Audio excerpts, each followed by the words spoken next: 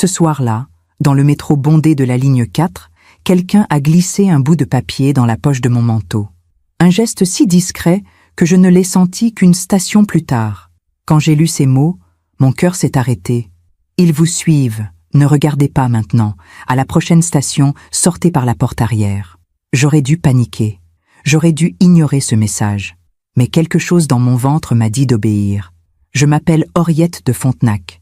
J'ai 60 ans, et voici l'histoire que j'aurais préféré ne jamais vivre. C'était un mardi soir de novembre 2024.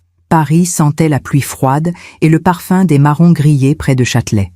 J'avais passé toute la journée au cabinet de Maître Delvaux, mon avocate, à réviser encore une fois les documents du procès. 30 ans, 30 années de pension alimentaire impayée. Des centaines de milliers d'euros que mon ex-mari, Octavien, me devait depuis notre divorce en 2010. Octavien de Montclair. Ce nom qui autrefois me faisait sourire me donnait désormais la nausée. Le métro était plein à craquer. Des corps serrés les uns contre les autres, l'odeur de laine mouillée, le bruit métallique des rails sous nos pieds. Je me tenais près de la porte, mon sac serré contre ma poitrine, comme je le faisais depuis des semaines. Depuis que j'avais commencé à sentir ce regard, cette présence. Au début, je me disais que c'était mon imagination. Une femme de 60 ans qui vit seule finit par voir des ombres partout. Mais il y avait eu ces coups de téléphone sans réponse, ces mêmes deux hommes que je croisais trop souvent près de mon immeuble, cette voiture noire garée en face de chez moi 3 soirs d'affilée. Maître Delvaux m'avait dit de ne pas m'inquiéter. Les hommes comme Octavien font toujours du bruit avant de perdre, m'avait-elle assuré en rangeant ses dossiers dans sa mallette en cuir. Il sait qu'il va perdre ce procès. Il essaie de vous faire peur. Mais la peur, justement, était bien réelle. Le métro s'est arrêté à Réaumur-Sébastopol. Des passagers sont descendus, d'autres sont montés. C'est à ce moment-là que j'ai senti quelque chose glisser dans la poche droite de mon manteau. Un frôlement si léger que j'ai d'abord cru à un accident. J'ai tourné la tête, mais il y avait trop de monde. Des visages fatigués, des regards perdus dans leur téléphone, personne qui ne me regardait. Le métro est reparti. Mon cœur battait plus vite que d'habitude. J'ai glissé ma main dans ma poche et j'ai senti le papier. Un petit rectangle plié en 4, le genre de papier qu'on arrache d'un carnet. Je l'ai sorti avec des doigts tremblants. L'écriture était nette, masculine, tracée au stylo bleu. Ils vous suivent. Ne regardez pas maintenant. À la prochaine station, sortez par la porte arrière. Faites-moi confiance. Mon sang s'est glacé. J'ai relevé les yeux. Autour de moi, les passagers continuaient leur vie. Une jeune femme écoutait de la musique, un homme en costume lisait Le Monde, un couple se disputait à voix basse. Personne ne me regardait. Mais quelqu'un, quelque part dans cette rame, venait de me dire que j'étais suivie. Et ce quelqu'un savait où j'allais descendre. Mon instinct me hurlait de descendre immédiatement, de courir, d'appeler la police.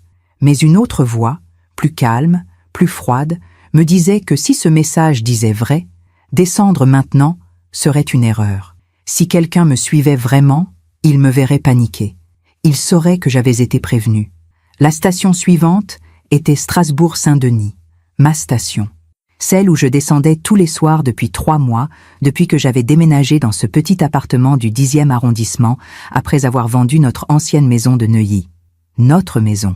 La maison qu'Octavien m'avait forcé à vendre pour partager équitablement les biens, comme il l'avait dit devant le juge.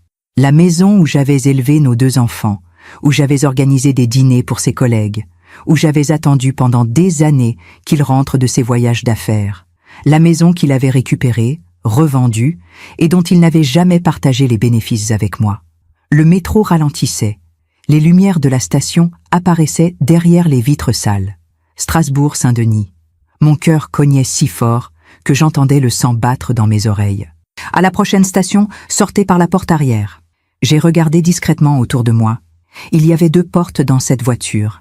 Celle près de laquelle je me tenais, au milieu, et celle tout au fond, près des sièges réservés. La porte arrière. Quelqu'un savait que j'allais descendre ici. Quelqu'un savait quelle porte j'utilisais d'habitude. Et quelqu'un d'autre savait que ce quelqu'un me suivait. Le métro s'est arrêté. Les portes se sont ouvertes avec un sifflement pneumatique. J'ai serré mon sac contre moi et j'ai commencé à marcher vers le fond de la rame. Mes jambes tremblaient. Je devais avoir l'air d'une vieille femme fragile, ce que je n'avais jamais voulu devenir. Mais ce soir-là, c'était exactement ce que j'étais. J'ai traversé la voiture en évitant de regarder les visages. Est-ce que l'un d'eux me suivait? Est-ce que l'un d'eux travaillait pour Octavien? Ce grand homme en blouson de cuir? Cette femme blonde au regard dur? Ce jeune en survêtement qui ne quittait pas son téléphone des yeux? Je suis descendu par la porte arrière juste avant qu'elle ne se referme. Le quai était bondé, comme toujours à cette heure. Des gens qui rentrèrent du travail, des touristes perdus, des musiciens qui installaient leurs instruments pour jouer dans les couloirs. J'ai attendu sur le quai, immobile, le cœur battant. Le métro est reparti dans un grondement métallique. Et c'est là que je les ai vus. 2 hommes, grands, larges d'épaules, habillés de manière trop élégante pour des passagers ordinaires du métro. Costumes sombres, chaussures cirées. Ils se tenaient près de la sortie principale, exactement là où j'aurais dû passer si j'étais descendu par ma porte habituelle. Ils scrutaient la foule. Ils me cherchaient. Mon ventre s'est noué. Le billet avait dit vrai. J'ai fait demi-tour et je me suis dirigé vers la sortie secondaire, celle qui donnait sur la rue de Strasbourg plutôt que sur le boulevard. Mes jambes bougeaient toutes seules. Je ne réfléchissais plus. Je suivais les instructions d'un inconnu qui m'avait glissé un message dans le métro. Parfois, on fait confiance à ceux qui ne la méritent pas. Et vous, avez-vous déjà été déçu par quelqu'un que vous aimiez? Racontez-moi votre histoire dans les commentaires, j'aimerais vous lire. J'ai monté les escaliers 2 par 2, malgré mes genoux qui protestaient. La rue était sombre, brumeuse, presque déserte. J'ai marché vite, sans me retourner, jusqu'à ce que je trouve un café encore ouvert. Je suis entrée, j'ai commandé un thé que je n'ai pas bu, et je me suis assise près de la fenêtre. Mes mains tremblaient tellement que j'ai renversé le sucre sur la table. Qui m'avait prévenu? Qui étaient ces hommes?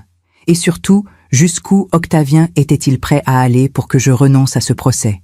J'ai sorti mon téléphone pour appeler Maître Delvaux, mais je me suis arrêtée. Qu'est-ce que j'allais lui dire? Qu'un inconnu m'avait mise en garde dans le métro? Qu'il y avait peut-être 2 hommes qui me suivaient? Elle penserait que je devenais paranoïaque. Peut-être que je l'étais. Mais ce billet dans ma poche, lui, était bien réel. Je l'ai relu une dernière fois, avant de le plier soigneusement et de le ranger dans mon portefeuille, à côté de la photo jaunie de mes enfants quand ils étaient petits, avant que tout ne bascule, avant qu'Octavien ne devienne cet étranger capable d'envoyer des hommes me surveiller dans le métro. Faites-moi confiance. Ces 3 mots résonnaient dans ma tête comme une promesse, ou comme un piège. Ce soir-là, en rentrant chez moi par des rues que je ne prenais jamais, en regardant par-dessus mon épaule à chaque coin de rue, j'ai compris une chose. Ce procès n'était plus seulement une question d'argent. C'était devenu une question de survie. Pour comprendre comment j'en suis arrivé là, dans ce café sombre de la rue de Strasbourg, avec un billet mystérieux dans mon portefeuille et la peur au ventre, il faut que je vous ramène en arrière, bien en arrière. À l'époque où je croyais encore aux contes de fées. C'était en 1983. J'avais 19 ans et je venais de terminer ma première année à la Sorbonne en histoire de l'art. Mon père, professeur de lycée, m'avait toujours encouragé à poursuivre mes études. L'éducation, Henriette, c'est la seule richesse qu'on ne peut pas te voler, me disait-il en repassant ses chemises le dimanche soir. Nous habitions un appartement modeste dans le 15e arrondissement, près de la Convention. 3 pièces pour 4 personnes, mes parents, ma sœur cadette Margot et moi. Mon père gagnait correctement sa vie, ma mère travaillait à mi-temps dans une bibliothèque municipale. Nous n'étions pas riches, mais nous ne manquions de rien. Le dimanche, nous déjeunions ensemble.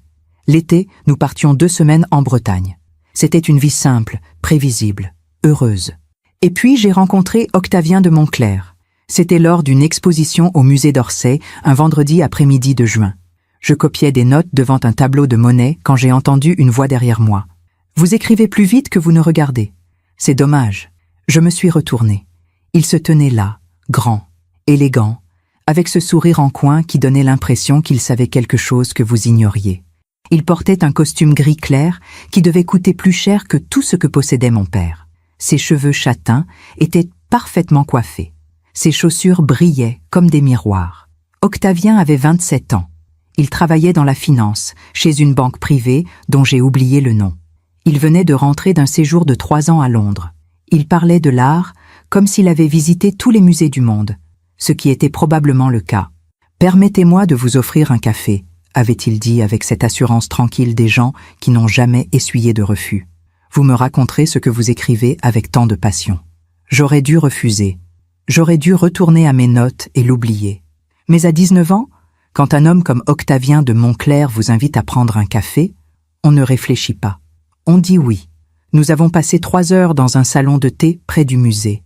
Il m'a parlé de son travail, de ses voyages, de son appartement à Neuilly que ses parents lui avaient acheté. Je lui ai parlé de mes études, de mes rêves de travailler un jour dans un musée, de ma passion pour les peintres impressionnistes. « Vous avez quelque chose de rare », m'avait-il dit en remuant son café. « Une lumière. Les femmes de mon milieu ont tout perdu, cette lumière. Elles sont trop occupées à paraître pour être vraiment vivantes. » Ces mots m'avaient fait rougir jusqu'aux oreilles. Personne ne m'avait jamais parlé comme ça. Dans mon monde, on ne faisait pas de déclarations poétiques devant un café. On parlait de choses concrètes, de projets réalistes, d'avenir raisonnable. Octavien est devenu ma fenêtre sur un autre monde. Il m'a emmené dans des restaurants où le menu n'affichait pas les prix. Il m'a offert des livres d'art que je n'aurais jamais pu m'acheter. Il m'a présenté à ses amis, tous issus de familles anciennes, avec des noms à particules et des conversations pleines de références que je ne comprenais qu'à moitié. Mes parents se méfiaient de lui. « Il est trop vieux pour toi », disait ma mère en pliant le linge. Et surtout, il vient d'un monde qui n'est pas le nôtre. Ces gens-là ne se mélangent pas. Mon père était plus direct. Il va te faire miroiter une vie de princesse, et un jour, tu te réveilleras en découvrant que les contes de fées n'existent pas. Mais j'étais amoureuse, follement, stupidement amoureuse. Nous nous sommes mariés en juin 1985, 2 ans après notre rencontre. J'avais 21 ans, lui 29. La cérémonie a eu lieu dans une église du 16e arrondissement, devant 200 invités que je ne connaissais pas. La mère d'Octavien, Hélène de Montclair, m'avait regardé ce jour-là comme on regarde une tache sur un tapis persan. « Elle est charmante, mon fils », avait-elle dit d'un ton qui signifiait exactement le contraire. J'espère qu'elle saura s'adapter à notre style de vie. Notre style de vie. Comme si épouser Octavien signifiait renoncer à la personne que j'étais. Au début, tout était magnifique. Nous habitions une maison à Neuilly-sur-Seine, une bâtisse du 19e siècle avec un jardin, des moulures au plafond et un escalier en marbre. Octavien partait tôt le matin et rentrait tard le soir, mais les week-ends, nous les passions ensemble. Nous allions au théâtre, nous recevions ses collègues, nous parlions de nos projets d'avenir. J'ai abandonné mes études la première année de notre mariage. Octavien m'avait convaincu que ce n'était pas nécessaire. « Tu n'auras jamais besoin de travailler ?» m'avait-il assuré en signant un chèque pour régler les frais de scolarité que je n'aurais plus. « Je gagne suffisamment pour nous deux. Concentre-toi sur notre foyer. » J'ai cru que c'était de l'amour. En réalité, c'était du contrôle. Notre première fille, Clémence, est née en 1987. Notre fils, Aurélien, en 1989. 2 enfants parfaits, avec les yeux de leur père et mon sourire. Je les ai élevés dans cette maison immense qui sentait toujours la cire d'abeille et les roses fraîches. Octavien gagnait de mieux en mieux sa vie. Il avait gravi les échelons rapidement, était devenu associé dans sa banque. Nous voyagions 3 fois par an. Suisse en hiver, Côte d'Azur en été, New York ou Londres au printemps. Nous avions une femme de ménage qui venait tous les jours, un jardinier 1 fois par semaine, une nounou pour aider avec les enfants. De l'extérieur, nous étions le couple parfait. La réussite incarnée, l'image même du bonheur bourgeois parisien. Mais à l'intérieur, quelque chose se fissurait lentement. Octavien rentrait de plus en plus tard. Il avait toujours une réunion, un dîner d'affaires, un client important à rencontrer. Les week-ends ensemble sont devenus rares, puis inexistants. Quand je lui demandais de passer plus de temps avec les enfants, il levait les yeux de son journal et me disait « C'est toi qui as voulu des enfants, Henriette. Moi, je travaille pour vous offrir cette vie. Ne me demande pas de tout faire. » J'ai commencé à me sentir seule dans cette grande maison. Seule avec mes 2 enfants, mon jardin trop bien entretenu, mes après-midi qui se ressemblaient tous. Je déjeunais avec d'autres épouses de banquiers ou d'avocats, des femmes élégantes qui parlèrent de leurs vacances et de leurs soucis domestiques avec le même détachement qu'on parle de la météo. Aucune d'entre elles ne semblait heureuse. Mais aucune ne l'aurait jamais admis. Pendant que je raconte tout cela, je me demande d'où vous m'écoutez. Écrivez le nom de votre ville en commentaire.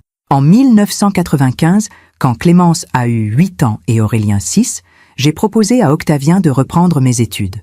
Juste quelques cours du soir, avais-je dit timidement pendant le dîner, pour m'occuper. Les enfants grandissent, j'ai du temps libre maintenant.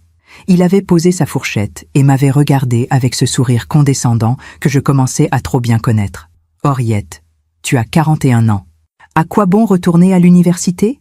Pour décrocher un diplôme que tu n'utiliseras jamais? Tu as tout ce dont une femme peut rêver. Profite de ta vie au lieu de chercher à la compliquer. » Cette conversation a duré moins de 3 minutes, mais elle m'a fait comprendre quelque chose d'important. Octavien ne voulait pas d'une épouse qui pense. Il voulait d'une épouse qui décore. J'ai continué ma vie. J'ai élevé mes enfants du mieux que j'ai pu. Je les ai accompagnés à l'école, aux activités sportives, aux goûters d'anniversaire. J'ai organisé des dîners pour les collègues d'Octavien, j'ai souri aux bonnes personnes, j'ai porté les bonnes robes. Mais à l'intérieur, je m'éteignais un peu plus chaque jour. Les années ont passé comme ça. Clémence est entrée au lycée, puis à Sciences Po. Aurélien a choisi une école de commerce. Ils devenaient des adultes, des étrangers polis qui rentraient à la maison pour les vacances et repartaient aussitôt. Et moi, je restais dans cette maison de Neuilly, avec un mari qui ne me regardait plus et des journées qui n'avaient plus de sens. C'est en 2008, j'avais 54 ans, que j'ai trouvé le premier indice. Un reçu de restaurant dans la poche du costume d'Octavien pour un dîner dans un établissement que nous ne fréquentions jamais. 2 couverts. Un montant que même lui trouvait excessif. J'aurais dû l'affronter ce jour-là. Mais j'ai préféré me taire, fermer les yeux, continuer à faire semblant. Parce que affronter la vérité signifiait affronter le vide de toutes ces années perdues. 2 ans plus tard, en 2010, Octavien est rentré un soir et m'a annoncé qu'il voulait divorcer. Pas d'explication, pas d'excuse, juste une phrase sèche prononcée dans le salon où nous avions passé 25 ans de notre vie. « Ce n'est plus possible, Henriette. Nous ne sommes plus heureux. Il est temps de tourner la page. » Il avait déjà tout organisé avec son avocat. La maison serait vendue, les biens partagés. Il me verserait une pension alimentaire pendant 5 ans, le temps que je me réorganise. 5 ans. Après 25 ans de mariage. J'ai signé les papiers comme une somnambule. J'étais trop sonnée pour me battre, trop épuisée pour comprendre ce qui m'arrivait. C'est seulement des mois plus tard, quand je me suis retrouvée seule dans un appartement trop petit du 10e arrondissement, que j'ai réalisé l'ampleur de ce que je venais de perdre. Mon mari, ma maison, mon identité, et surtout, 30 années de ma vie que je ne récupérerai jamais.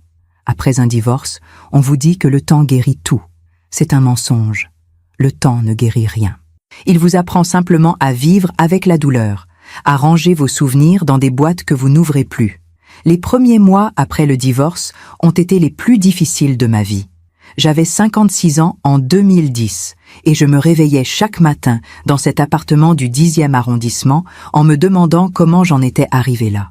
L'appartement était petit, 2 pièces au 4e étage, sans ascenseur, avec une vue sur une cour intérieure où les pigeons se battaient pour des miettes de pain. Les murs étaient blancs, impersonnels, vides. Je n'avais emporté que quelques meubles de Neuilly. Mon lit, une commode, la table de la cuisine et 3 cartons de livres que je n'ouvrais jamais. Le reste était resté dans la maison. Octavien l'avait vendu 6 mois après notre séparation pour 1 800 000 €. La moitié me revenait, selon le jugement. 900 000 € qui auraient dû me permettre de recommencer ma vie. Sauf qu'Octavien n'a jamais versé cet argent. Au début, son avocat m'a expliqué que c'était une question de délais administratifs. La vente était compliquée. Les fonds étaient bloqués temporairement. Il fallait patienter quelques semaines, puis quelques mois, puis quelques années. En attendant, Octavien devait me verser une pension alimentaire mensuelle de 3 000 €. C'était écrit noir sur blanc dans le jugement de divorce. 3 000 € par mois pendant 5 ans pour me permettre de retrouver une autonomie financière. Le premier mois, j'ai reçu 1 500 €. Le deuxième mois, 1 000 €. Le troisième mois, rien du tout. J'ai appelé son avocat. Monsieur de Montclair traverse des difficultés financières temporaires, m'a-t-on répondu d'un ton glacial. Il réglera ses arriérés dès que possible. Des difficultés financières. Alors qu'il continuait à vivre dans un appartement de standing à Neuilly, à conduire une Mercedes, à partir en vacances à Saint-Barthélemy. J'ai essayé de le joindre directement. Il ne répondait jamais. J'ai envoyé des lettres recommandées. Elles revenaient avec la mention « Destinataire inconnu à cette adresse ». J'ai contacté mes enfants pour qu'ils lui parlent. Clémence m'a dit qu'elle ne voulait pas se mêler de nos affaires. Aurélien m'a demandé si j'étais vraiment obligée de harceler leur père pour de l'argent. Harceler. Comme si réclamer ce qui m'était dû légalement était une faute morale. Les 5 ans prévus par le jugement sont passés. 2010, 2011, 2012, 2013, 2014, 2015. 5 années pendant lesquelles j'ai survécu avec les quelques économies que j'avais réussi à mettre de côté pendant le mariage, avec l'aide occasionnelle de ma sœur Margot et avec la honte au ventre. Parce que c'est ça, la honte, quand on a 50 ans passés et qu'on doit demander de l'argent à sa famille pour payer son loyer. Quand on fait ses courses au Lidl du quartier et qu'on compte les euros devant la caisse. Quand on voit ses anciennes amies de Neuilly dans la rue et qu'on traverse pour les éviter. En 2015, j'avais 51 ans et je travaillais comme caissière dans une librairie près de République. 8 € de l'heure, 30 heures par semaine. C'était la première fois de ma vie que je touchais un salaire. J'aurais dû être fière. J'étais humiliée. Pas à cause du travail lui-même. Les livres m'ont toujours apaisée. Mais à cause de tout ce que ce travail représentait, l'échec, la dépendance, les années perdues à être l'épouse parfaite d'un homme qui m'avait jeté comme on jette un meuble usé. Ma patronne, Madame Bertrand, était une femme sèche d'une 60aine d'années qui portait toujours le même chignon gris et les mêmes lunettes à monture rouge. Elle ne souriait jamais, mais elle était juste. Un jour, pendant la pause déjeuner, elle m'a demandé pourquoi une femme, de mon milieu, travaillait dans sa librairie. « Parce que je n'ai plus de milieu », lui ai-je répondu en mordant dans mon sandwich au jambon. Elle n'a pas insisté. Mais 2 semaines plus tard, elle m'a donné le numéro d'une avocate spécialisée dans les pensions alimentaires impayées. Ma nièce, avait-elle dit en écrivant le nom sur un post-it jaune. Elle s'appelle Mathilde Delvaux. Appelez-la. Et ne la laissez pas vous dire que c'est trop tard. J'ai gardé ce post-it dans mon portefeuille pendant 3 mois avant de trouver le courage de composer le numéro. Maître Mathilde Delvaux m'a reçu dans son cabinet près du palais de justice, un après-midi de novembre 2015. Elle avait une 40aine d'années, des cheveux courts coupés au carré, un tailleur impeccable et ce regard direct des gens qui ne perdent pas de temps en politesse inutile. Je lui ai raconté toute l'histoire. Le mariage, le divorce, les promesses non tenues, les 5 années de pension jamais versées, les 900 000 € de la vente de la maison que je n'avais jamais reçue. Elle prenait des notes sur un bloc jaune, sans lever les yeux. Quand j'ai eu terminé, elle a posé son stylo et m'a regardé droit dans les yeux. « Madame de Fontenac, votre ex-mari vous doit actuellement 180 000 € de pension alimentaire impayée, plus les 900 000 € de la vente, soit 1 080 000 € au total. Avec les intérêts de retard et les frais de justice, nous pouvons facilement atteindre 1 300 000 €. Ces chiffres m'ont coupé le souffle. 1 300 000 €. Une somme que je n'arrivais même pas à imaginer. Mais, avait-elle continué en croisant les mains sur son bureau, il faut que vous compreniez une chose. Ce genre de procès peut durer des années. Votre ex-mari fera tout pour retarder les échéances, contester les montants, prouver qu'il n'a pas les moyens. Il engagera les meilleurs avocats. Il vous épuisera moralement et financièrement. Êtes-vous prête à vous battre? Je me suis souvenu de toutes ces années à Neuilly, de tous ces dîners où je souriais pendant qu'Octavien racontait ses succès professionnels, de tous ces matins où je me réveillais seule dans notre grand lit, de toutes ces fois où j'avais avalé mes humiliations pour préserver la paix. Oui, avais-je répondu, je suis prête. Le procès a été lancé en janvier 2016, 10 ans après notre divorce. Les premiers mois ont été une succession de courriers, de convocations, de pièces à fournir. Maître Delvaux m'avait prévenu que ce serait long. Elle ne m'avait pas dit à quel point ce serait épuisant. Octavien a contesté chaque chiffre. Selon son avocat, il n'avait jamais eu les moyens de me verser 3 000 € par mois. La vente de la maison avait rapporté moins que prévu. Les frais de rénovation avaient été sous-estimés. Les taxes avaient été plus élevées qu'anticipées. Mensonge. Tout n'était que mensonge. Maître Delvaux a demandé l'accès à ses comptes bancaires. Octavien a refusé, prétextant le secret des affaires. Le juge a tranché en notre faveur. Quand les relevés sont arrivés, la vérité est apparue clairement. Octavien gagnait plus de 20 000 € par mois. Il possédait 3 comptes en France, 2 en Suisse, un portefeuille d'actions estimé à plus de 2 millions d'euros. Il avait tout. Et il refusait de me donner ce qui me revenait de droit. Les audiences se sont succédées.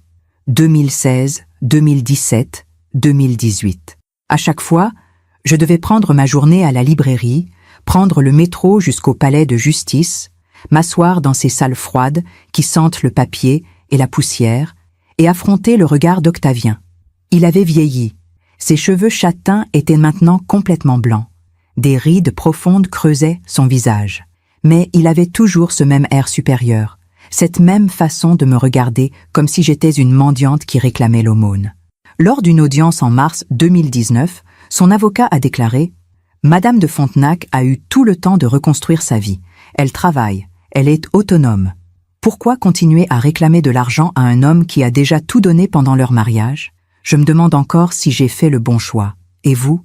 Qu'auriez-vous fait à ma place? J'ai failli me lever et crier. Tout donné? Il m'avait volé 30 ans de ma vie. Il m'avait promis une sécurité qu'il avait détruite. Il m'avait laissé seul, sans métier, sans diplôme, sans rien d'autre que des souvenirs amers et un loyer à payer. Mais je suis restée silencieuse, digne, parce que c'est tout ce qui me restait, ma dignité. En 2020, la pandémie a tout ralenti. Les audiences ont été reportées, les délais rallongés. J'ai continué à travailler à la librairie quand elle a rouvert, à survivre avec mon petit salaire, à attendre. Maître Delvaux me répétait que nous allions gagner, que la loi était de notre côté, que la justice finirait par rendre son verdict. Mais en 2023, 9 ans après le début du procès, rien n'avait encore été tranché. J'avais 59 ans. J'étais fatiguée, usée. Je me demandais si tout ça en valait encore la peine. Et c'est là que les choses ont changé. En septembre 2023, le juge a fixé une date d'audience finale. Le verdict serait rendu en février 2024. Après 9 ans de bataille, l'histoire touchait à sa fin. Octavien le savait, et il savait qu'il allait perdre.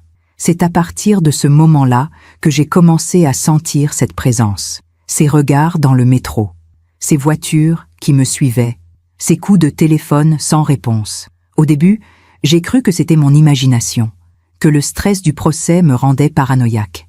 Mais les signes se sont multipliés.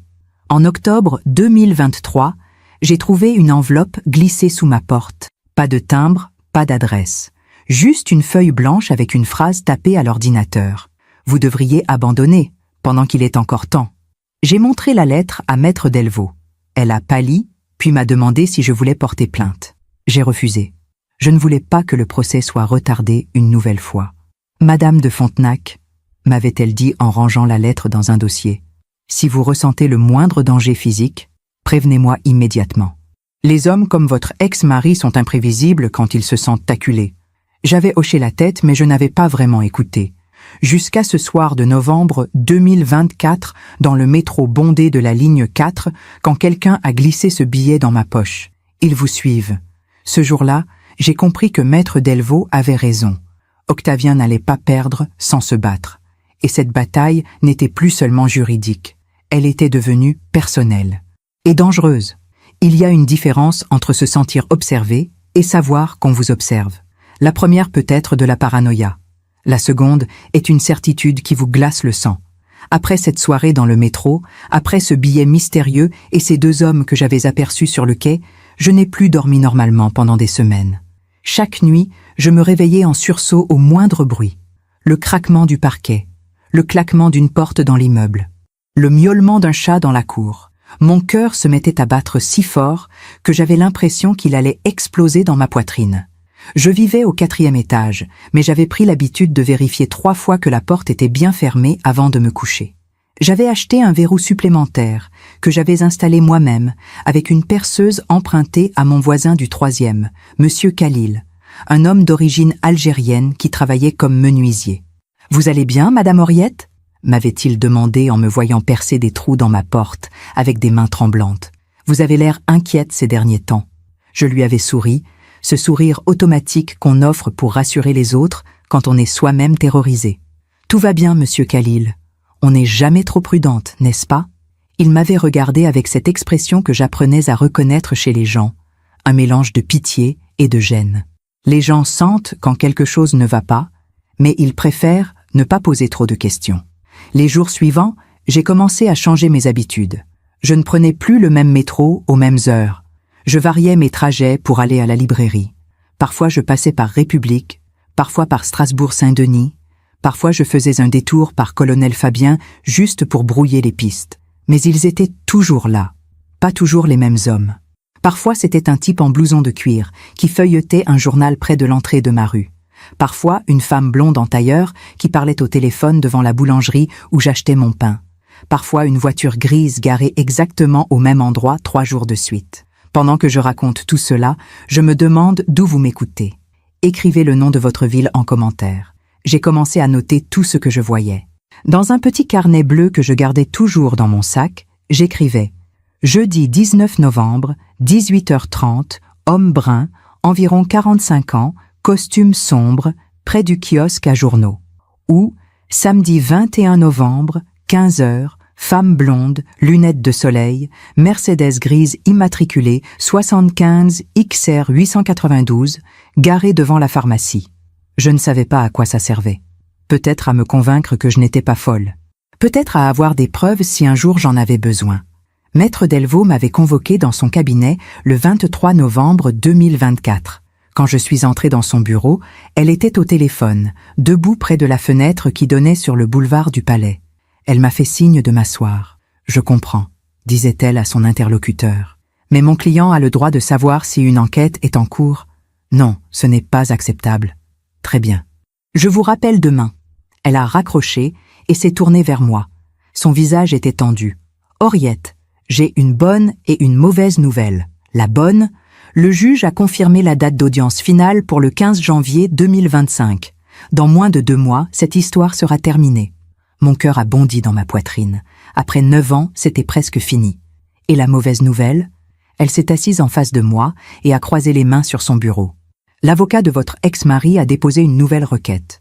Il demande un report de l'audience, prétextant que M. de Montclair doit subir des examens médicaux urgents. J'ai senti la colère monter en moi comme une vague brûlante. C'est un mensonge. Il essaie encore de gagner du temps. Je le sais. Le juge le sait aussi. Cette requête sera probablement rejetée. Mais, elle a marqué une pause, cherchant ses mots. Henriette, il faut que je vous demande quelque chose. Avez-vous remarqué quelque chose d'inhabituel ces dernières semaines? Des comportements suspects? Des menaces? J'ai hésité. Puis j'ai sorti mon carnet bleu de mon sac et je l'ai posé sur son bureau. Je crois qu'on me suit. Depuis plusieurs semaines. Elle a ouvert le carnet et l'a parcouru en silence. Son visage s'est assombri à chaque page. Henriette, pourquoi vous ne m'avez rien dit plus tôt? Parce que je ne voulais pas paraître paranoïaque. Parce que je n'avais aucune preuve. Parce que... Ma voix s'est brisée. Parce que j'avais peur que vous pensiez que je ne peux plus supporter la pression. Maître Delvaux a fermé le carnet et m'a regardé avec une expression que je ne lui connaissais pas, presque maternelle. Écoutez-moi bien, vous n'êtes pas paranoïaque. Les hommes comme Octavien de Montclair ne reculent devant rien quand ils sentent qu'ils vont perdre. Il a trop à perdre, sa réputation, son argent, son image. Si ce que vous décrivez dans ce carnet est vrai, et je n'ai aucune raison d'en douter, nous devons agir. Que voulez-vous que je fasse? Premièrement, je vais signaler cela au juge. Deuxièmement, vous allez porter plainte à la police pour harcèlement et menaces. Troisièmement, elle a ouvert un tiroir et en a sorti une carte de visite. Vous allez appeler ce numéro. C'est un détective privé avec qui je travaille régulièrement. Il s'appelle Marc Lavigne. Expliquez-lui la situation. Il vous aidera. J'ai pris la carte. Marc Lavigne, enquête et recherche privée. Une adresse dans le 11e arrondissement. Je n'ai pas les moyens de payer un détective, ai-je murmuré. Ne vous inquiétez pas pour ça. Si nous gagnons ce procès, et nous allons gagner, tous ces frais seront récupérés. En attendant, considérez ça comme un investissement dans votre sécurité. Je suis sortie de son cabinet avec la carte dans ma poche et le carnet sous le bras. Il était 17 heures. La nuit tombait déjà sur Paris. Les réverbères s'allumaient, un par un, le long du boulevard du Palais. J'ai appelé Marc Lavigne le lendemain matin depuis la librairie. Pendant ma pause. Il m'a donné rendez-vous le soir même, dans un café près de Bastille. Quand je suis arrivée, il était déjà installé à une table au fond de la salle. La quarantaine, cheveux poivre et cils coupés courts, veste en cuir usé, regard alerte. Il ne ressemblait pas du tout à l'image que je me faisais d'un détective privé. Pas de trench-coat, pas de cigarette, pas de mystère. Juste un homme ordinaire avec un visage honnête. « Madame de Fontenac ?» Il s'est levé pour me serrer la main. Marc Lavigne, asseyez-vous. Maître Delvaux m'a expliqué votre situation. Je me suis assise en face de lui. Il avait déjà commandé 2 cafés. Je vais être direct avec vous, a-t-il dit en sortant un petit carnet similaire au mien. Si quelqu'un vous fait suivre, nous devons identifier qui et pourquoi. Ensuite, nous pourrons décider de la meilleure façon de procéder. Racontez-moi tout depuis le début. N'omettez aucun détail. Je lui ai raconté. La lettre sous ma porte, les voitures suspectes, les regards dans le métro, et surtout ce billet mystérieux que quelqu'un avait glissé dans ma poche. À la mention du billet, Marc Lavigne a levé les yeux de son carnet. « Vous l'avez gardé ?»« Oui, il est chez moi. »« Bien. Je vais avoir besoin de le voir. Ce billet est important, Madame de Fontenac. Très important, parce qu'il signifie que vous n'êtes pas seule. Quelqu'un d'autre surveille ceux qui vous surveillent. Et cette personne essaie de vous protéger. » Cette pensée ne m'avait jamais vraiment traversé l'esprit sous cet angle. Qui était cette personne? Pourquoi m'aidait-elle? Vous avez une idée de qui ça pourrait être? Ai-je demandé. Marc Lavigne a bu une gorgée de café avant de répondre. Plusieurs possibilités. Quelqu'un de votre entourage qui vous protège sans vouloir se dévoiler. Ou alors, il a marqué une pause. Quelqu'un qui a ses propres raisons de vouloir coincer votre ex-mari. Quelqu'un qui utilise votre situation pour arriver à ses fins. Cette idée m'a glacé le sang. J'étais peut-être un pion dans un jeu que je ne comprenais pas. Les jours suivants, Marc Lavigne a commencé à me suivre discrètement pour identifier mes suiveurs. Il m'avait expliqué qu'il ne me contacterait pas directement pour ne pas éveiller les soupçons. Faites comme si de rien n'était, m'avait-il dit. Continuez votre routine normale. Je m'occupe du reste. Continuez ma routine normale. Facile à dire. Début décembre 2024, j'ai reçu un appel de Clémence, ma fille. Nous ne nous étions pas parlé depuis presque 6 mois. Sa voix était froide, distante, exactement comme celle de son père. « Maman, il faut qu'on parle. »« Je t'écoute, ma chérie. Papa m'a dit que tu continues avec ce procès ridicule, que tu réclames de l'argent qu'il n'a pas. Maman, quand est-ce que tu vas arrêter? Quand est-ce que tu vas enfin tourner la page ?» J'ai serré le téléphone si fort que mes jointures sont devenues blanches. « Clémence, ton père me doit plus d'1 million d'euros. Ce n'est pas ridicule, c'est la loi. »« La loi, la loi !»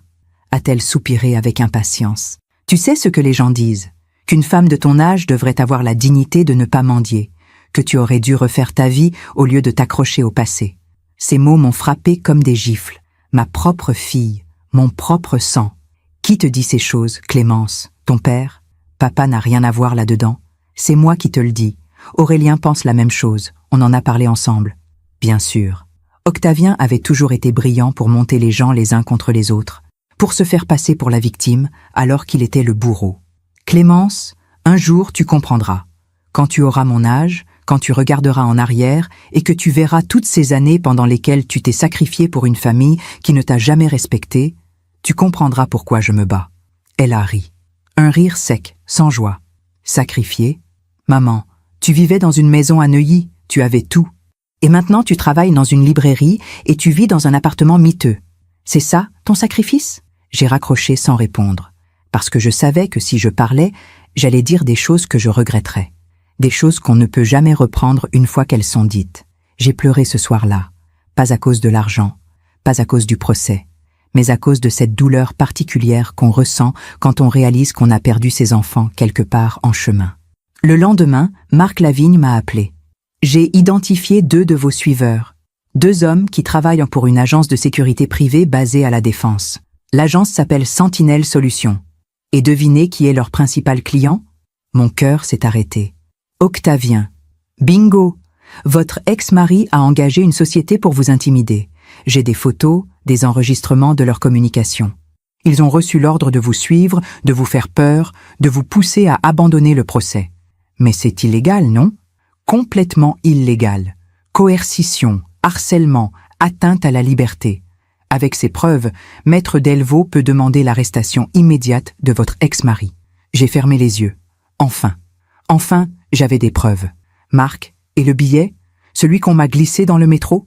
Vous savez qui l'a écrit? Il y a eu un silence à l'autre bout du fil. Pas encore. Mais je le saurai bientôt. Cette personne connaît les hommes de Sentinelle. Elle les suit depuis plus longtemps que moi. Quelqu'un qui a ses propres raisons d'être là. 2 jours plus tard, le 8 décembre 2024, j'ai reçu un 2e billet.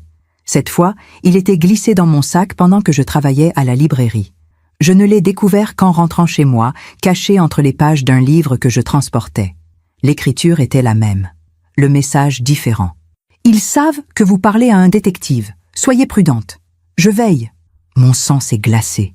Qui était cette personne? Comment savait-elle pour Marc Lavigne? Et surtout, si cette personne savait, est-ce que les hommes d'Octavien savaient aussi? Cette nuit-là, je n'ai pas fermé l'œil. J'étais assise dans mon lit, la lumière allumée, le téléphone à la main, prête à appeler la police au moindre bruit.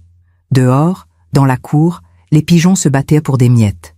Et moi, dans mon petit appartement du 4e étage, je me battais pour ma vie. Il y a des moments dans la vie où tout bascule, où l'on comprend que le danger n'est plus une possibilité abstraite, mais une réalité concrète qui frappe à votre porte. Pour moi, ce moment est arrivé un jeudi matin glacial de décembre. Le 10 décembre 2024, je me suis réveillée avec la sensation que quelque chose n'allait pas. Une de ces intuitions viscérales qu'on ne peut pas expliquer mais qu'on ne peut pas ignorer non plus. Il était 6 heures du matin. Dehors, Paris était encore plongé dans l'obscurité. Je me suis levée, j'ai enfilé ma robe de chambre et je me suis approchée de la fenêtre. La cour intérieure était silencieuse, déserte, mais en bas, dans la rue, j'ai aperçu cette même voiture grise que j'avais notée dans mon carnet, garée exactement au même endroit que la veille et l'avant-veille. Sentinel Solutions, les hommes d'Octavien. J'ai préparé mon café en essayant de calmer les tremblements de mes mains. Marc Lavigne m'avait dit que Maître Delvaux allait transmettre toutes les preuves au juge dans les prochains jours, que bientôt, tout ça serait terminé, qu'il fallait juste tenir encore un peu, comme si c'était simple. Je devais être à la librairie à 9 heures. J'ai pris ma douche, je me suis habillée avec soin, un pantalon de laine gris, un pull noir, mon manteau beige que j'avais depuis 15 ans. J'ai bu mon café debout dans la cuisine, les yeux fixés sur l'horloge murale. 7h15, 7h30, 7h45. À 8 heures, j'ai quitté mon appartement. Dans l'escalier, j'ai croisé Monsieur Khalil qui descendait avec sa boîte à outils. « Bonjour, Madame Henriette, vous avez meilleure mine ce matin. » Je lui ai souri sans conviction. « Merci, Monsieur Khalil.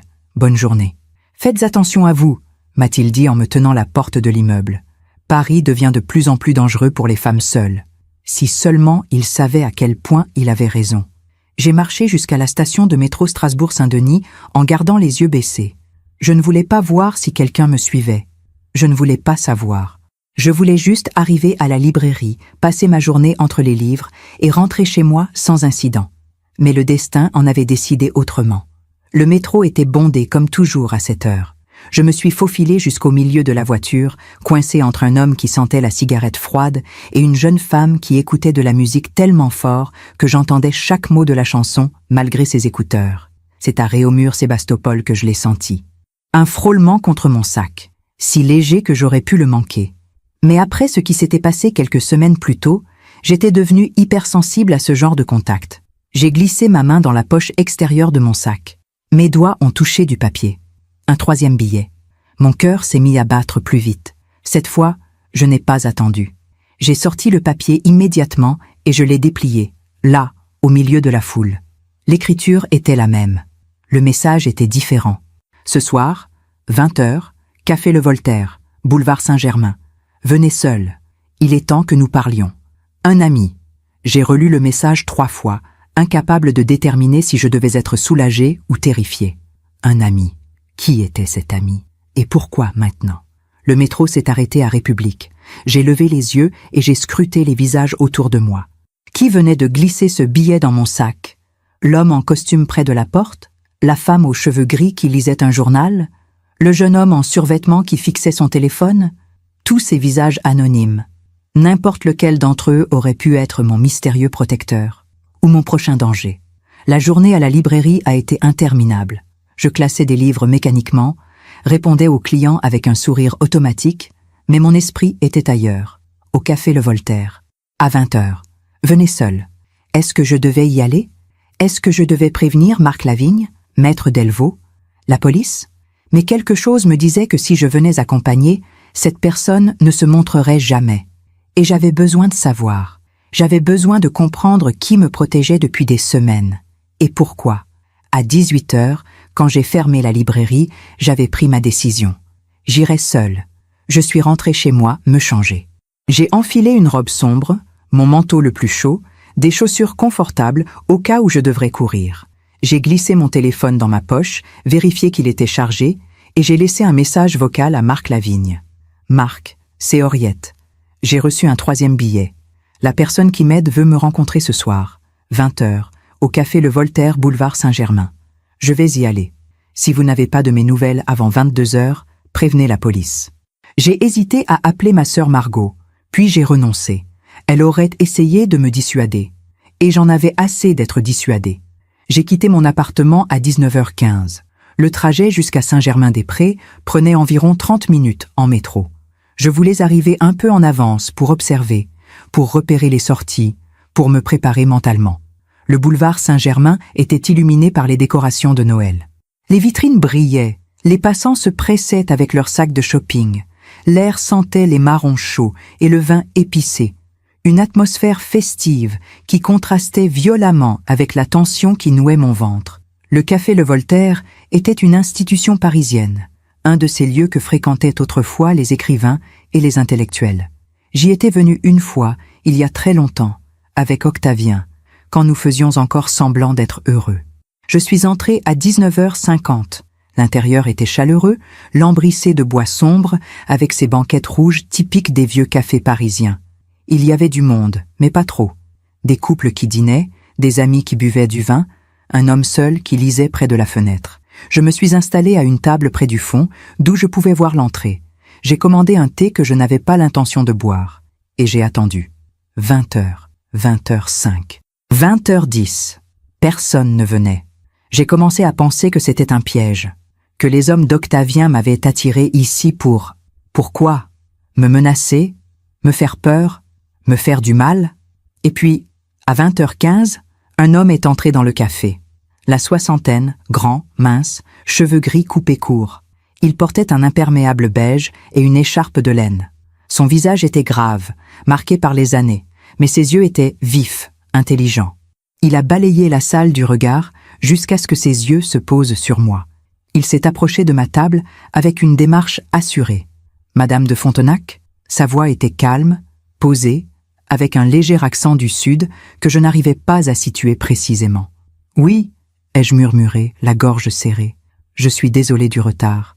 Je devais m'assurer que vous n'étiez pas suivi. » Il a tiré la chaise en face de moi et s'est assis. « Je m'appelle Thomas Garnier, et je suis celui qui vous a écrit ces billets. » J'ai scruté son visage, cherchant des indices, des signes, quelque chose qui me dirait si je pouvais lui faire confiance. « Pourquoi? Pourquoi m'aidez-vous » Il a commandé un café au serveur qui passait, puis il s'est tourné vers moi. « Parce que nous avons un ennemi commun, Madame de Fontenac, Octavien de Montclair. » Ces mots ont résonné dans ma tête comme un gong. « Vous le connaissez ? » « Je le connais très bien. » Il a marqué une pause, comme s'il pesait chaque mot. « Il y a 15 ans, j'étais cadre supérieur dans la même banque que lui. Nous travaillions sur les mêmes dossiers. Nous étions, disons, des collègues, jusqu'à ce qu'il décide de me détruire. » Son regard s'est assombri. « En 2009, j'ai découvert qu'Octavien manipulait les comptes de certains clients pour s'enrichir personnellement. Des montages financiers complexes, des transferts vers des comptes offshore. J'ai rassemblé des preuves. J'allais les présenter à la direction. Je me demande encore si j'ai fait le bon choix. Et vous, qu'auriez-vous fait à ma place? Que s'est-il passé? » Thomas Garnier a souri amèrement. Octavien l'a appris. Il a agi plus vite que moi. Il m'a accusé d'être celui qui détournait des fonds. Il a fabriqué de fausses preuves, manipulé des documents, corrompu des témoins. En 3 mois, j'ai perdu mon emploi, ma réputation et presque ma famille. Ma femme est partie avec nos 2 enfants. J'ai été poursuivi en justice. J'ai tout perdu. « Mon Dieu !» ai-je murmuré. J'ai passé 5 ans à me battre pour prouver mon innocence. J'ai finalement été blanchi en 2014, mais le mal était fait. Je n'ai jamais retrouvé de travail dans la finance. Ma carrière était terminée. Et pendant tout ce temps, Octavien continuait à grimper, à s'enrichir, à vivre comme un roi. Il a bu une gorgée de son café avant de continuer. Quand j'ai appris que vous le poursuiviez en justice pour pension alimentaire impayée, j'ai commencé à m'intéresser à votre affaire. J'ai suivi le procès. Et quand j'ai remarqué que des hommes de Sentinelle Solutions vous surveillaient, j'ai compris qu'Octavien utilisait les mêmes méthodes qu'avec moi. L'intimidation, la menace, la peur. Vous me suivez depuis combien de temps? Depuis septembre 2023, depuis que vous avez reçu cette première lettre anonyme sous votre porte. J'ai frissonné. Cet homme me suivait depuis plus d'1 an. Pourquoi ne pas être venu me parler plus tôt? Parce que je n'avais pas assez de preuves. Mais maintenant, Il a sorti une enveloppe épaisse de la poche intérieure de son imperméable et l'a posée sur la table. Maintenant, j'ai tout ce qu'il faut pour détruire Octavien de Montclair. Des enregistrements des conversations entre lui et les hommes de Sentinelle. Des transferts d'argent prouvant qu'il les a payés pour vous intimider. Des emails où il donne des instructions précises sur la façon de vous faire peur. Mon cœur battait si fort que j'avais l'impression qu'il allait exploser. Vous voulez dire que vous avez des preuves qu'Octavien a organisé tout ça? Plus que des preuves, Madame de Fontenac. J'ai de quoi l'envoyer en prison pour plusieurs années. Coercition, harcèlement criminel, entrave à la justice. Avec ça, votre avocat peut non seulement gagner le procès civil, mais aussi porter plainte au pénal. J'ai regardé l'enveloppe comme si c'était une bombe. Pourquoi me donnez-vous ça? Qu'est-ce que vous voulez en échange? Thomas Garnier a souri. Un sourire triste, fatigué. Je ne veux rien, Madame de Fontenac. J'ai déjà tout perdu. Ma carrière, ma famille, 15 années de ma vie. Tout ce que je veux, c'est voir Octavien payer pour ce qu'il a fait. À moi, à vous, à tous ceux qu'il a manipulés et détruits. Il s'est levé, laissant l'enveloppe sur la table. Donnez ça à votre avocat. Dites-lui que je suis prêt à témoigner au procès. Mon numéro de téléphone est à l'intérieur. Monsieur Garnier, attendez. Il s'est arrêté. Merci, ai-je dit simplement. Merci de m'avoir protégé. Il a hoché la tête. Protégez-vous bien jusqu'au procès, Madame de Fontenac. Octavien est un homme dangereux, surtout quand il est acculé. Et il est parti, disparaissant dans la nuit parisienne comme il était apparu. Je suis restée assise là pendant de longues minutes, l'enveloppe devant moi, incapable de bouger. Puis j'ai ouvert l'enveloppe avec des mains tremblantes. À l'intérieur, il y avait des dizaines de pages, des transcriptions d'enregistrements, des captures d'écran d'email, des relevés bancaires. Tout était là, noir sur blanc. La preuve qu'Octavien de Montclair avait essayé de me briser, et la preuve qu'il allait enfin payer. Ce soir-là, en rentrant chez moi, j'ai serré l'enveloppe contre ma poitrine comme un trésor. Pour la première fois depuis des mois, je n'avais plus peur. J'avais de l'espoir. Il y a une différence entre posséder des preuves et savoir comment les utiliser. Thomas Garnier m'avait donné les armes. Il était temps d'apprendre à m'en servir. Le lendemain matin, 11 décembre 2024, j'étais dans le cabinet de Maître Delvaux avant même qu'elle n'arrive.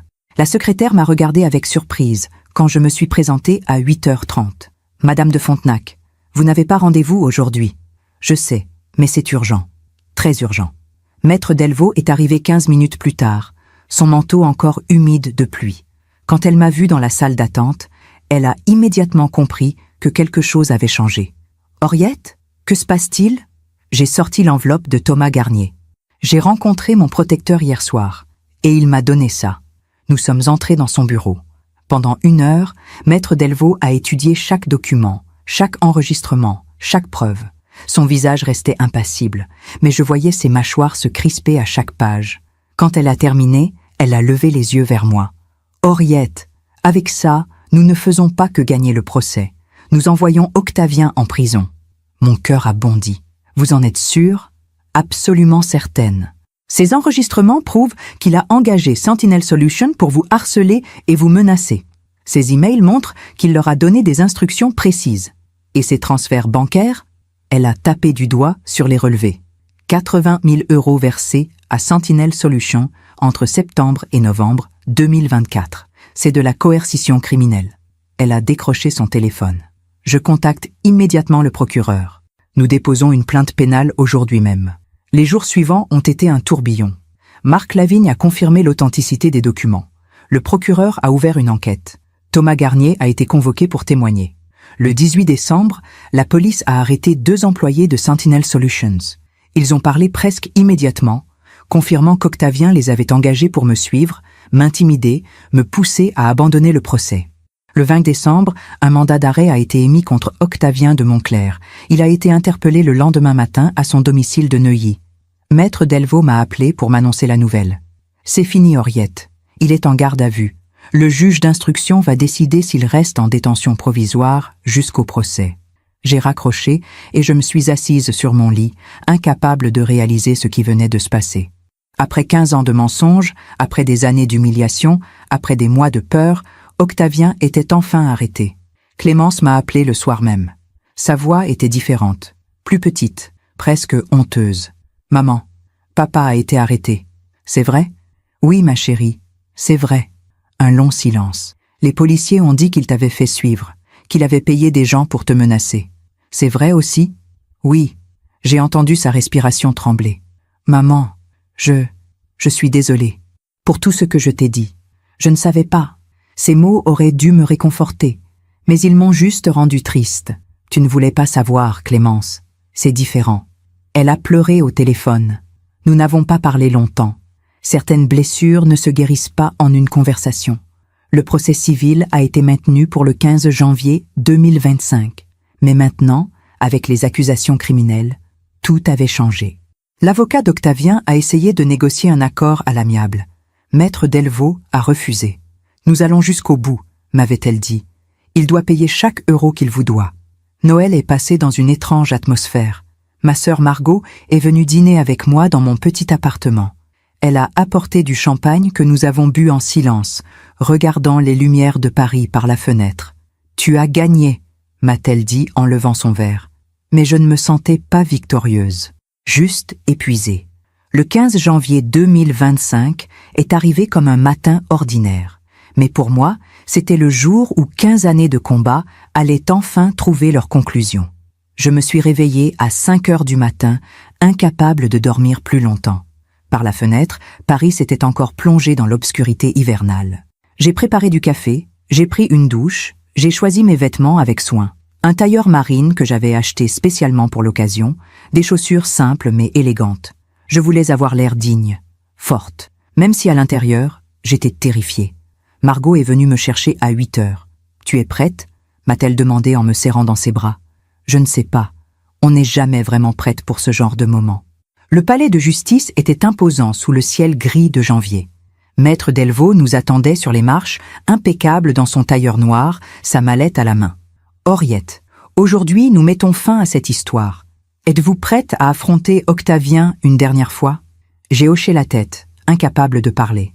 La salle d'audience était sobre, austère, avec ses boiseries sombres typiques des tribunaux français. Il y avait déjà du monde, des avocats, des greffiers, quelques journalistes qui s'étaient intéressés à l'affaire depuis l'arrestation d'Octavien. Et puis, je l'ai vu. Octavien était assis au fond de la salle, encadré par son avocat. Il avait maigri. Ses cheveux blancs semblaient plus clairsemés. Son costume, autrefois impeccable, paraissait légèrement froissé. Pour la première fois depuis que je le connaissais, il avait l'air vulnérable. Nos regards se sont croisés une seconde.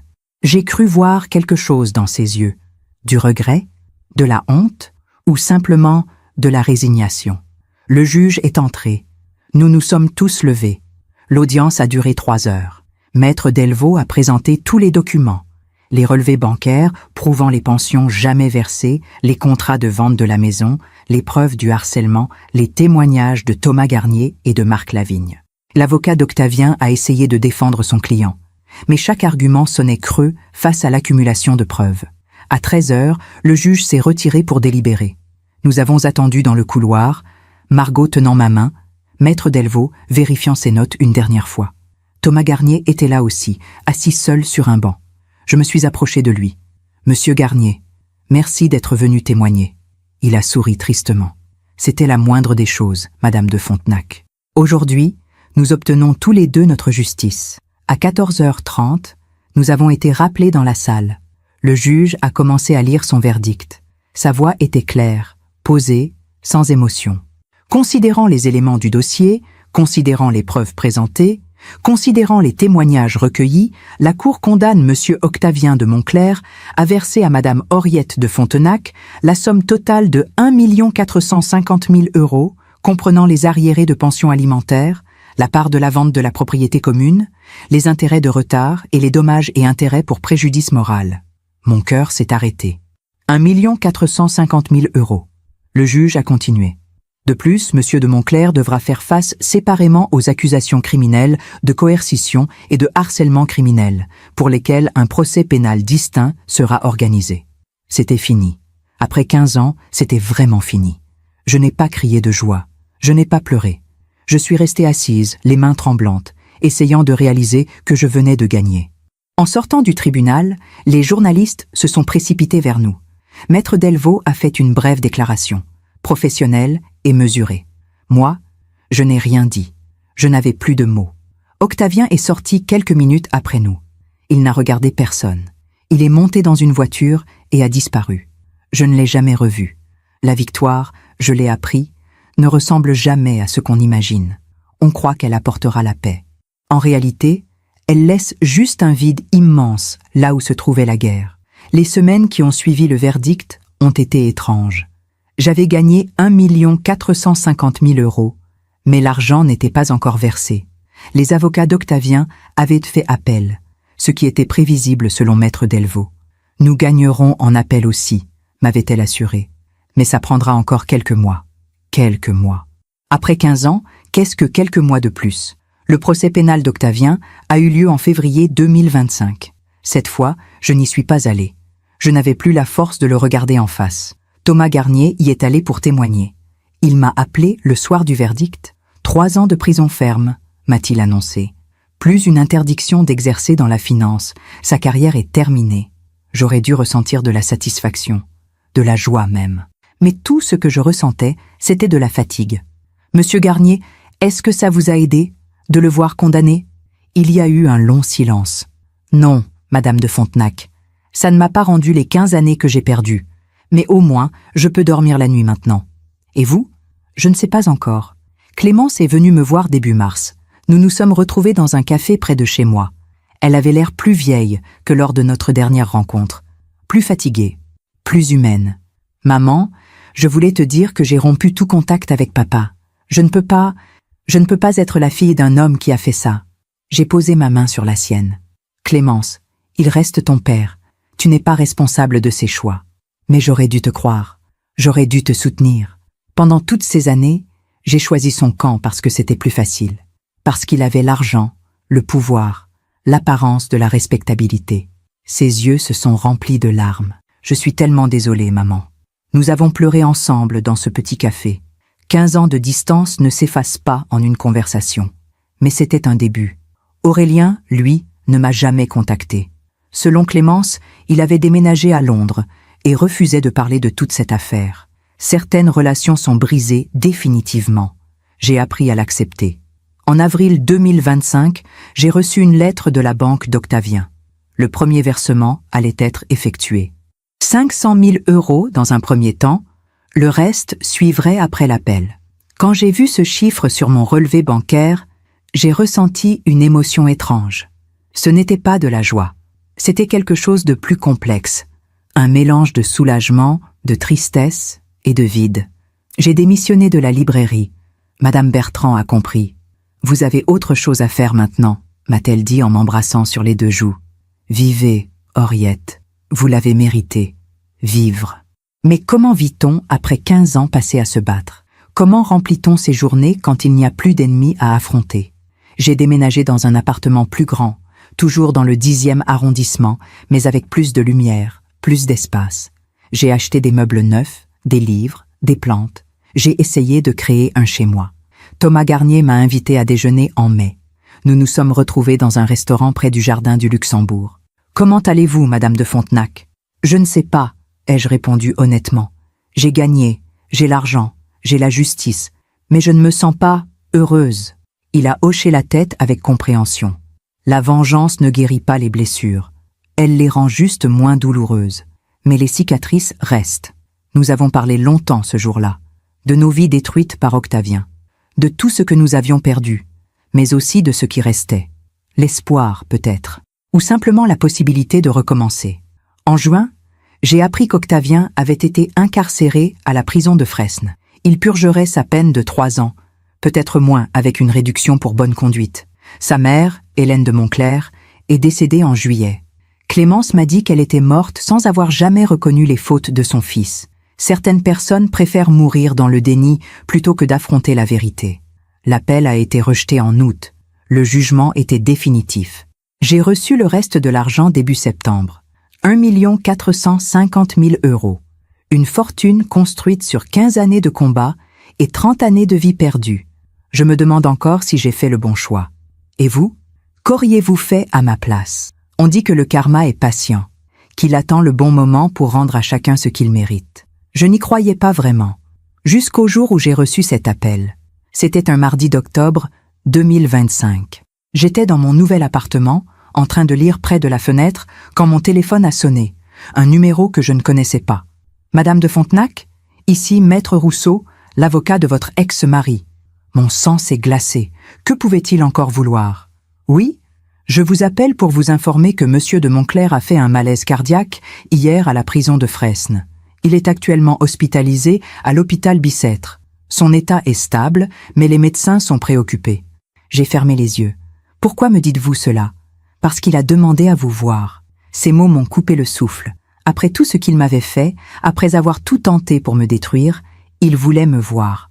Je ne pense pas que ce soit une bonne idée. Madame, je comprends votre réticence. Mais il insiste, il dit qu'il a quelque chose à vous dire, quelque chose d'important. J'ai raccroché sans répondre. Pendant 3 jours, j'ai essayé d'oublier cet appel. Mais la curiosité me rongeait. Que pouvait-il bien avoir à me dire?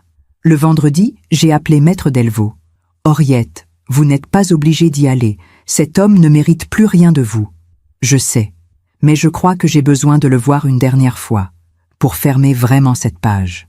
L'hôpital Bicêtre sentait le désinfectant et la maladie. Une infirmière m'a conduite à sa chambre. Octavien était allongé dans un lit, relié à plusieurs machines. Il avait vieilli de 10 ans en quelques mois. Son visage était gris, émacié. Ses mains tremblaient légèrement. Quand il m'a vu entrer, ses yeux se sont remplis de larmes. « Henriette, tu es venue. » Je suis resté debout près de la porte, gardant mes distances. « Qu'est-ce que tu veux, Octavien ?» Il a fermé les yeux un instant, comme pour rassembler son courage. « Je veux te demander pardon. » Ces mots ont résonné dans la chambre silencieuse. Je ne m'attendais pas à ça. Pardon pourquoi exactement? Pour m'avoir volé 30 ans de ma vie? Pour m'avoir laissé sans ressources? Pour avoir envoyé des hommes me menacer? Pour tout, a-t-il murmuré. Pour chaque mensonge, chaque humiliation, chaque souffrance que je t'ai infligée. J'étais un monstre, Henriette. Et le pire, c'est que je le savais. Mais j'étais tellement obsédé par mon image, mon argent, mon pouvoir, que je ne voyais plus les êtres humains autour de moi. Il a toussé, grimaçant de douleur. Ici, en prison, puis dans cet hôpital, j'ai eu beaucoup de temps pour réfléchir. J'ai tout perdu. Ma carrière, ma réputation, ma liberté, mes enfants. Clémence ne me parle plus. Aurélien a honte de porter mon nom. Et je mérite tout ça. J'ai croisé les bras. Si tu penses que des excuses vont effacer 15 ans de combat, tu te trompes. Je ne cherche pas ton pardon, Henriette. Je sais que je ne le mérite pas. Je voulais juste que tu saches que tu avais raison. Surtout. Et que si je pouvais revenir en arrière, si je pouvais recommencer, je ferais tout différemment. J'ai regardé cet homme qui avait été mon mari pendant 25 ans. Cet homme que j'avais aimé, qui m'avait détruite, qui avait essayé de me briser. Et tout ce que je ressentais maintenant, c'était de la pitié. La vie t'a rendu ce que tu lui as donné, Octavien. Tu as semé la cruauté, tu récoltes la solitude. Tu as volé des années aux autres. Maintenant, c'est la prison qui te vole les tiennes. Il a hoché la tête lentement. Je sais. Et c'est exactement ce que je mérite. Je me suis dirigé vers la porte, puis je me suis arrêté. J'espère que tu utiliseras le temps qui te reste pour devenir un meilleur homme. Pas pour moi, pas pour nos enfants, mais pour toi. Je suis parti sans me retourner. Dans le couloir de l'hôpital, j'ai croisé une femme d'une 50aine d'années qui attendait, les yeux rouges. Elle tenait un sac avec des affaires. « Vous êtes Madame de Fontenac ?» m'a-t-elle demandé timidement. « Oui, je suis Nathalie, la compagne d'Octavien, depuis 3 ans. »« Ah, donc il y avait bien quelqu'un d'autre pendant notre mariage. Il m'a traité comme il vous a traité, » a-t-elle continué, sa voix tremblante. « Quand il a été arrêté, j'ai découvert qu'il m'avait volé l'argent que ma mère m'avait laissé, plus de 100 000 €. Je voulais juste vous dire merci. Grâce à vous, j'ai trouvé le courage de porter plainte aussi. » Elle m'avait traité de folle. Des années plus tard, j'ai retrouvé ce même regard vide dans un couloir d'hôpital. La vie finit toujours par rendre ce qu'on lui donne.